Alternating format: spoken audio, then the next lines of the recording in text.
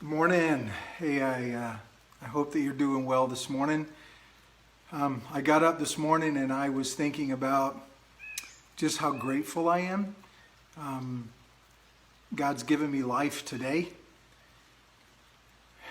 Surely, I am concerned about the things that are going on in the world around us in our own country.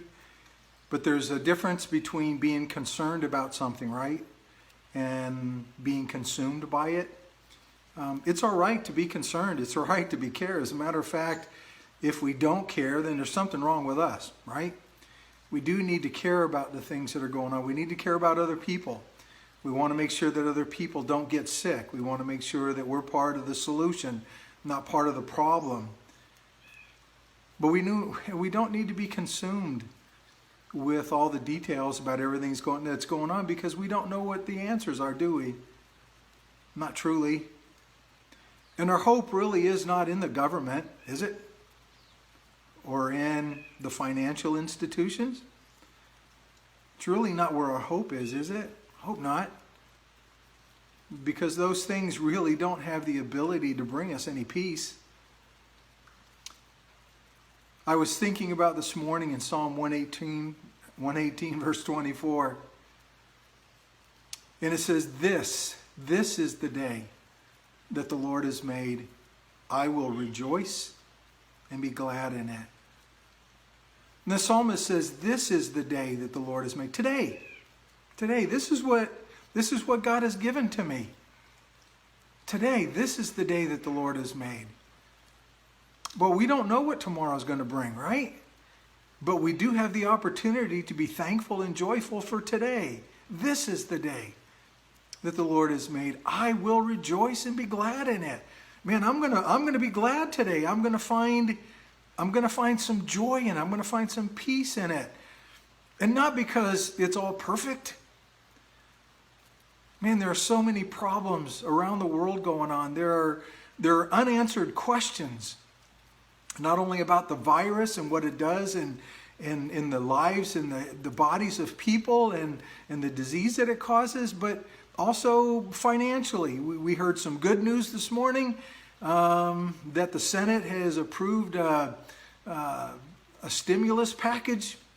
It's going to be helpful for a lot of folks. There are some people that have lost their jobs. Businesses, restaurants, hotels. But the psalmist tells us, this is the day that the Lord has made. I will rejoice and be glad in it. And for all of us, I would pray for each one of us that we would find some joy in today. One of the greatest things that you can give thanks for and joy for is that you're here. That you and I are still here. Man, I give thanks for that. He's given me another day that I might serve Him, that I might worship Him, and that I might serve other people. That my life would be more about others than just myself. But what a joy in that, right? You feel that way too, don't you? It's more than just, this life is more than just about you and me, just taking care of our own things, but the opportunities that we have to serve other people. It's good for us to be concerned about the situation that we find ourselves in, and we didn't do anything to get to this place, right? It's a disease, all right? But still, who is in control? God is still in control. Even though it may appear that this virus is out of control or the stock market is out of control, God is still in control. He's aware of it all. He knows what's going on. You and I just need to be able to take one day at a time and work through that day. We need to take one day at a time to give thanks for the days which God has given to us. Boy, I found a lot of encouragement in that psalm this morning. I pray that you would too. It's in Psalm 118, verse 24. This is the day, today, this is the day that the Lord has made. He's made it. He's given it to us as a gift. This is the day that the Lord has made. I will rejoice and be glad in it. Boy, I pray that you would find some things to be glad in today. Give thanks for your children. If you're at home with your kids and everybody's going crazy because it's been too much of us together, give thanks for your children. Give God thanks for them. Tell your children how much you love them. Let them know how special that they are to you. Your spouse, your husband, your wife. God, tell them how much you love them, how much you care about them. Boy, this is a time for perhaps some healing to take place. You think? Maybe? Maybe part of the reason that God has allowed all this to happen is that, boy, He wants us to have some time together. Maybe to ask forgiveness. Maybe to rekindle some of those passions of really caring for one another, perhaps that we've lost. This is the day, today.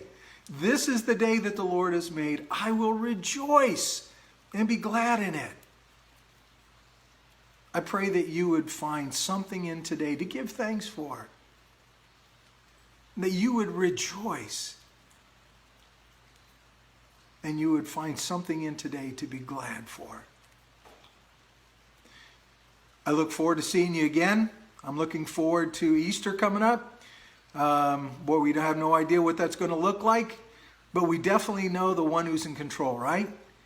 We still know that in spite of everything going on, God is still in control.